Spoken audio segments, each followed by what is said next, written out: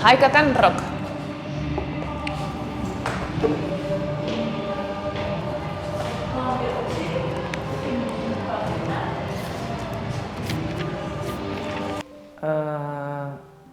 I'll say that sentence again, you'll edit it, հա։ Ինչ է ձեզ համար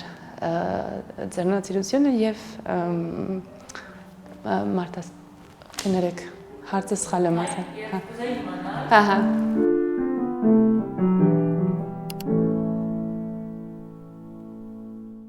Սարա Անջարգոլյան, շատ ուրախ եմ ձեզ հետ այսօր խոսելու ձեռներեցության մասին։ Ես էլ եմ ուրախ։ Դուք իրավաբան եք, լրագրող, ձեռներեցը եւ խոսնակ եւ նկարում եք, նույնպես տեսա, լուսանկարում եք։ Բայց այսօր կուզեի կենտրոնալ ձեր սոցիալական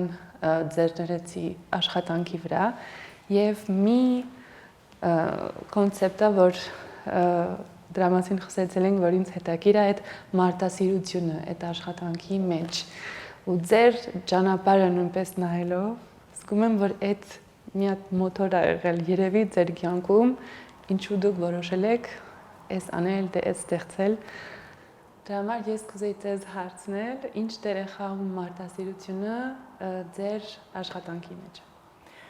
Անջելա ջան, նախ ասեմ, շատ շնորհակալ եմ, որ հրավիրեցիր ինձ, որ քո հետ ծանոթանամ սկզբից եւ իհարկե այս խոսակցությունը ունենամ քո հետ, որ ասեմ շատ նստել եմ, մտածել եմ այդ հարցի մասին, սուտ կլինի, որովհետեւ ընդհանրապես ինձ հետաքրքրում է փորձեր անել, այսինքն ինչ որ հետաքրքիր նոր փորձ ունենալ իմ կյանքի մեջ, հավատում եմ, որ ինչքան նոր փորձեր ունենք որպես անձ, այդքան ավել կարող ենք մենք մեզ ընդլայնել եւ մի հատ անգլերենով ասացված կա, որ շատ եմ սիրում, start before you're ready, այսինքն սկսել, երբ պատրաստ չես։ Չի նշանակում, որ պետք է պատրաստ չլինես, պատրաստվելը կարևոր բան է, բայց ես իրոք հավատում եմ, որ ես գոնե աշխատանքի մեջ սովորել եմ անելով եւ եթե աշխատանքս այնպես է ստացվել, որ մարդասիրական այդպիսի հմտություններ ունի, ուրախ եմ, բայց որ ասեմ, որ այդպես փիլիսոփայական ձևով եմ մոտեցել, սխալ կլինի, այդպես չի եղել։ Ուղղակի հետաքրքրված եմ ինքս ինձ դնել տարբեր իրավիճակների մեջ։ Կարող եմ ավելին ասել, եթե կուզես, օրինակի համար, երբ որ լուսանկարչությունով էի զբաղվում, այլևս ցավոք սրտի արդեն եղել է մի 6-7 տարի չեմ զբաղվել, բայց որ զբաղվում էի, այդ ապարատը ընդամենը գործիք էր, որ ինքս ինձ դնեի ուրիշների իրավիճակի մեջ։ Այդպես աշխատանք եմ արել եւ Աֆրիկայում, եւ իհարկե Հայաստանում, եւ Թուրքիայում նույնիսկ։ Ինձ միշտ հետաքրքիր է եղել մարդկանց հետ առնչվել, որ մի քիչ կարողանամ, իհարկե երբեք լովին չես կարող, բայց մի քիչ իրանց գաշվի մեջ կարողանամ լինեմ եւ այդպես ինքս իմ մասին ավելի մի բան հասկանալ։ Այդ է եղել ինձ թվում է մոտեցումս ընդհանուր եւ այդ օրերին լուսանկարչական օրերին եւ ձեռներեցությամբ որ զբաղվում էի եւ նաեւ որ կառավարության կազմում եմ եղել Հայաստանի, այդ ամեն ինչը եղել է հետաքրքրություն, ուղղակի այդ փորձը ունենալ։ Եվ ձեզ հասկանալով դուք կարծում եք, որ կարողանում եք դրանով ավելի լավ ուրիշներն էլ հասկանալ։ Այսինքն այդ ձեր ինքնուրույն ճանապարհը ինքը օգնում է, որ կարողանանք ավելի լավ բովանդակալից գործ անել, հատկապես ձեր ասպարեզում սոցիալական հաստատ օրինակի համար անցյալ օրը հիմա աշխատում եմ որպես consultant եւ խոսում էի մի հատ մեր աշխատակիցների հետ եւ պատմում էի նման բան, որ ուզում եմ ավելի մոտիկից հասկանալ անձերի մասին եւ այլն, եւ ինքը այսպես շատ տեխնիկական հարց բարեր օգտագործեց, oh, it's stakeholder engagement, այսպեսի fancy բարեր են դնում այդպիսի բաների վրա, բայց ընդհանրապես նշանակում է մարդկանց հետ նստել եւ երևի ամենակարևորը խորը լսել։ Մեկ-մեկ զգում եմ, որ երբեմն եւ փորձում եմ ես իմ վրա աշխատել, երբ որ խոսում ես մեկի հետ, մեկ-մեկ այդ անձը խոսում է, բայց դու ոչ թե լսում ես, այլ մտածում ես ինչ ես պատասխանելու։ Փոխարեն լսես եւ փորձում եմ խորը լսեմ մարդկանց։ Ինձ թվում է խորը լսելով ամեն ինչ կարողանում ես հասկանաս։ Եթե ուզես լսես։ Իհարկե։ Այսօրվա աշխարհում այդ շատ դժվար է դառնում, որտեղ մենք նույնիսկ ուշադրությունի հնարավորությունը գնալով քչանումա, փոքրանումա։ Այո։ Ամեն տեղից մեզ մեր ուշադրությունը փորձում են գրավեն հեռախոսներով եւ այդ ամեն ինչով եւ իրոք պայքար է դառնում։ Հիմա հարցնեմ քարտ ձեր սոցիալական պրոյեկտների մասին, որ դուք այստեղ Հայաստանում շատ անում եք վաղուց։ Ինձ միշտ հետաքրքրել է, դրա համար ձեզ հատուկ ուզում եք հարցնել դրա մասին։ Երբ որ այդ միտքը ձեզ մոտ գոյանում է, մինչև այդ իրականում է, այդ անցնում է մեծ process-ի մեջ պատկերացնում եմ, նույնպես որովհետև այդ մտքի մեջ ոչ միայն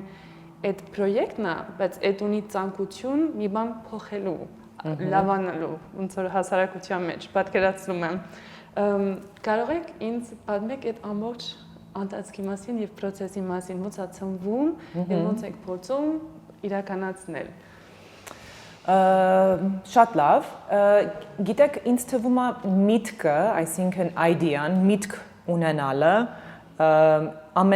կարելի է ասել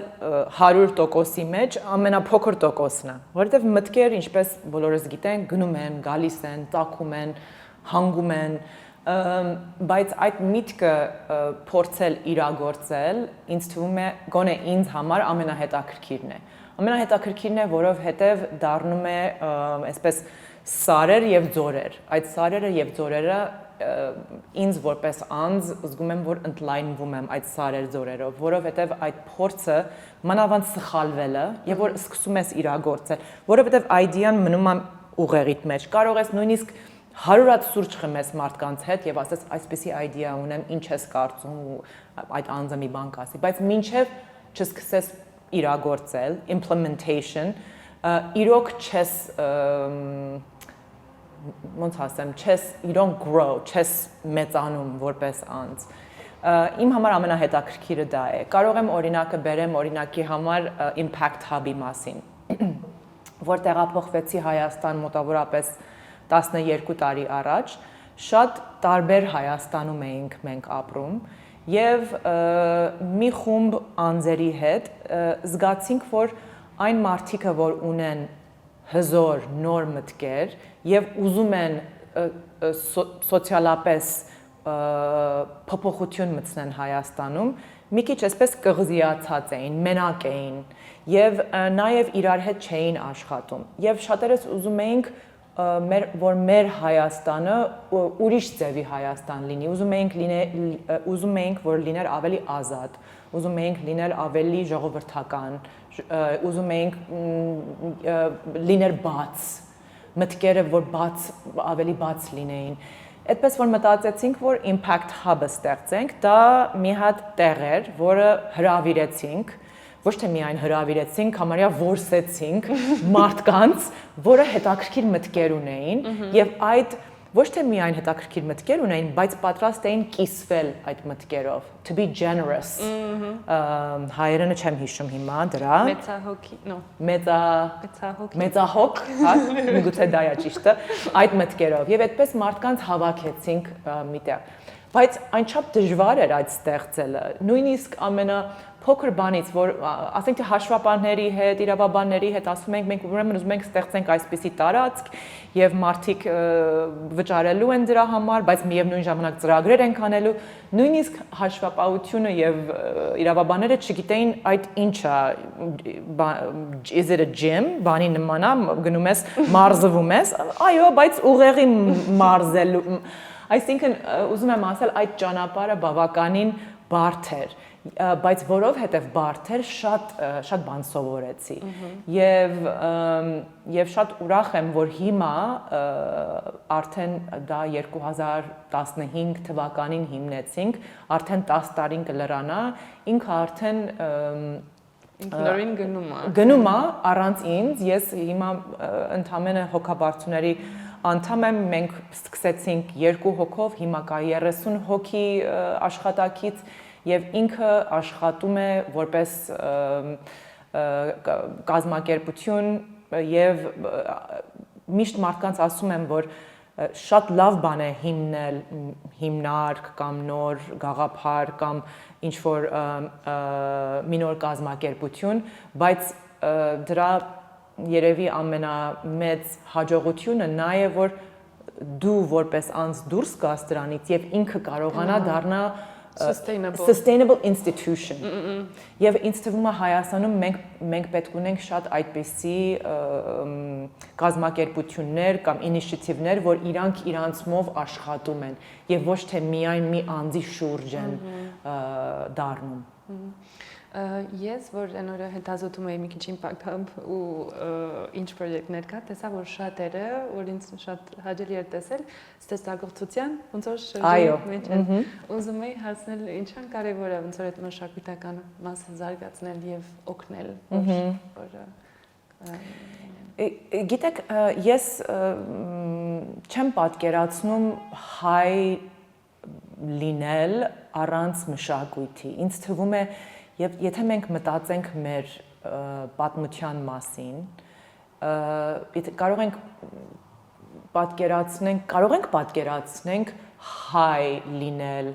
Armenian բառը, Armenia բառը, ոչ թե միայն մեր այսպես սահմաններով, այլ ընդհանուր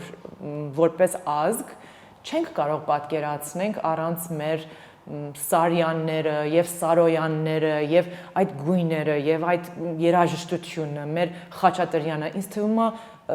մեր կորիզում այդ ամեն ինչն է, որ մեզ կարելի է անվանել հայ։ Դրա համար շատ կարեւոր է ընդհանուր ստեղծագործությունը եւ ոչ թե միայն այդպես նեղ ստեղծագործություն, այսինքն նկարիչ կամ երաժիշտ եւ այլն, այլ ավելի այսպես լայն ձևով։ Ուրեմն Impact Hub-ում օրինակի համար ստեղծել ենք մի քանի հատ այդպիսի ծրագիր, չնայած մենք ընդհանրապես աշխատում ենք ձեռներեցների հետ, entrepreneurship-ի վրա ենք ընդհանրապես ֆոկուսը դրել, բայց նաև ձեռներեցություն եւ ստեղծագործություն, այսինքն կարելի է ստեղծագործ լինել եւ հաջող լինել նաև որպես ձեռներեց։ Եվ կարճ խոսեցի նույնպես, որ ինձ այդ թեման շատ հետաքրքիր հատկապես Հայաստանում, այստեղ այդ համագործակցելի թեմա, որովհետև երբ որ ես ընդհանրապես սկսել եմ մի քիչ կոնտակտ ունենալ հայկական մշակույթի մեջ, նկատել եմ, որ նայ շատ մարդիկ կան, որ գործ անում են, բայց առանձին, իսկ ու համագործակցությունը մի ձևի չի լինում, միշտ մտածում ենք ինչքան ավելի ուժեղ եւ հզոր կլիներ, եթե այդ փոփոխությունը արվեր բոլորով միասին։ Եվ միշտ ուզեցել եմ հասկանալ ինչու է այդ տեղի ունենում, այդ շուտ մշակութական բան է, որ սովոր ենք ավելի շուտ առանձին աշխատել, թե թիմային աշխատանքը, այդ երևի այդ կուլտուրան դեռ չկա, թե քիչ է, ուզում եմ դեզանից հասկանալ ինչ է կարծում նրա մասին։ Ոյ, դժվար հարց է, օրինակի համար նույնիսկ Olympics-ն էի նայում, այս մեր վերջի Olympics-ը Փարիզում ու նկատեցի, որ նաև մերոնք, որ հաղթում են մեդալներ եւ այլն, իրոք մենք ոչ թե թիմայինով ենք հաղթում, այլ այդպես մենակ սպորտերը,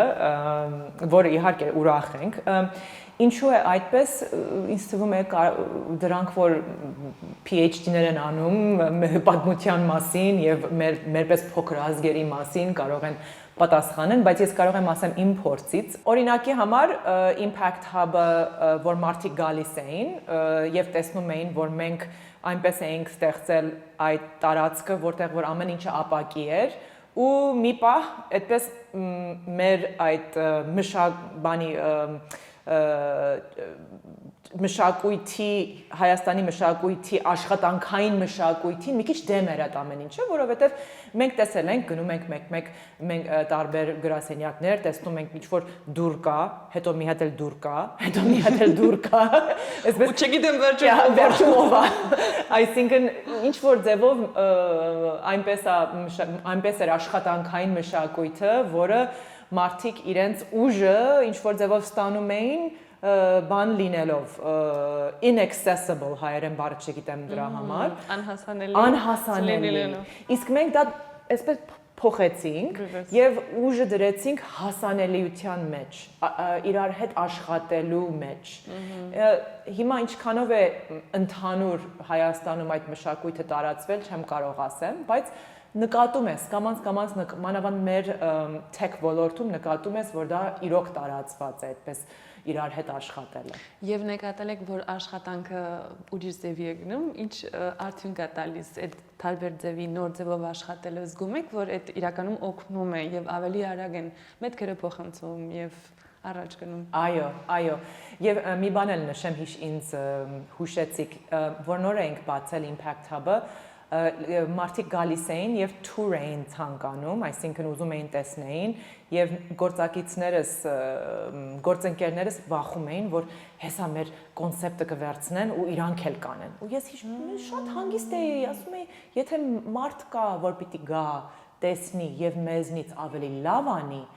այ դա լավ բան է։ Թող անեն եւ ավելի լավ անեն։ Եթե կարողանան ավելի լավ անեն, ուրեմն մենք մեր դռները կփակենք ու իրանք թող անեն։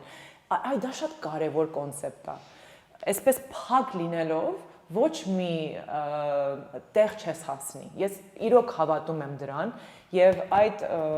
մոտեցումը նույնիսկ երբ որ կառավարության կազմում էի 2019-ից 21 աշխատեցի Սփյուռքի հանձնակատարի գրասենյակի ղեկավար եւ հիշում եմ որ այդ օրերին այդ փակ դռները շատ էի ցանկանում որ գործընկերներս բաց պահեին եւ փորձում էի այդ մշակույթը որ ուժը ոչ թե փակ լինելով է այլ բաց լինելով է Դե ես արդեն օրինակ այդ մարտահրավերությունը տեսնում եմ ձեր մեջ, այսինքն այդ փաստը որ ասենք ամենակարևորը ես չեմ, վերջում այդ միտքն է, այդ փորձել լավացնել, որ ավելի լավ լինի, որ առաջ գնա։ Այո։ Դրա մեջ է բաց հիմք է։ Որպես վերջի հարցը մենք միշտ տալիս ենք բաց հարց եւ դες հարցնում ենք ինչ թեմայի մասին կուզեք խոսել, որպես մեր խոսակցությունը դառնա ավելի բովանդակալից։ Ես որ ճիշտ ասեմ շատ չէի մտածել Անջելա ինչի մասին պետք է խոսեմ որպես վերջին հարցը, բայց երևի վերջից խոսքը կլինի որ ոչ ոք չի ոչ մեկը մեզ պարտք չի որ հեշտ օրերով պետք է մենք կառուցենք մեր երկիրը ժողովրդավարական երկիր կառուցելը ինձ թվում է շատ դժվար բան է ոչ թե միայն մեր համար, այլ բոլոր երկրների համար եւ մենք որևէ ձևով պարտք չենք, որ հեշտ ձևով անցնենք դա։ Եվ ես կուզեմ մեր հայրենակիցներին եւ Հայաստանում եւ Սփյուռքում երևի վերջին խոսքս դա լինի, որ այո, դժվարություններով անցել ենք, կանցնենք, կշարունակենք անցնել, բայց միգուցե պետք է մենք մտածենք ոչ թե հայության մասին այսօր վաղը, այլ ինչ ենք մենք կերտելու դարեր շարունակ եւ դժվար ճանապարհով ենք անցնելու եւ դա է եւ պետք է ընդունենք եւ փոխարեն նստենք եւ ինչ որ բողոքելով ոչ մի բան չի փոխվում Թե տեխրել, հա, միշտ այդ նույնպես այդ նոստալգիայի վրա նստել, ես միշտ ասում եմ, այդ տեխրությունը պիտի այդ երանդը պիտի մի ձևի կանալիզացվել ու ուժ դառնա, որ մի բան փոխենք։ Այո, փորձենք։ Փորձելը ամենակարևոր բանն է։ Շարժվել, առաջ շարժվել, շարժում։ Իմ համար այդ դրանով երևի կուզենամ փակել մեր խոսակցությունը։ Այդ շատ լավ միտք է փակվելու համար ես շատ շնորհակալ եմ, որ ունեցել եմ հնարավորություն ձեզ հետ խոսել, հենց այդ խոսակցություններով երևի միգուցե մի փոքր դուր բացվում է, որ մտածենք դրա մասին եւ մի բան լավանա։ Դրա համար շատ շնորհակալ եմ։ Ես եմ շնորհակալ։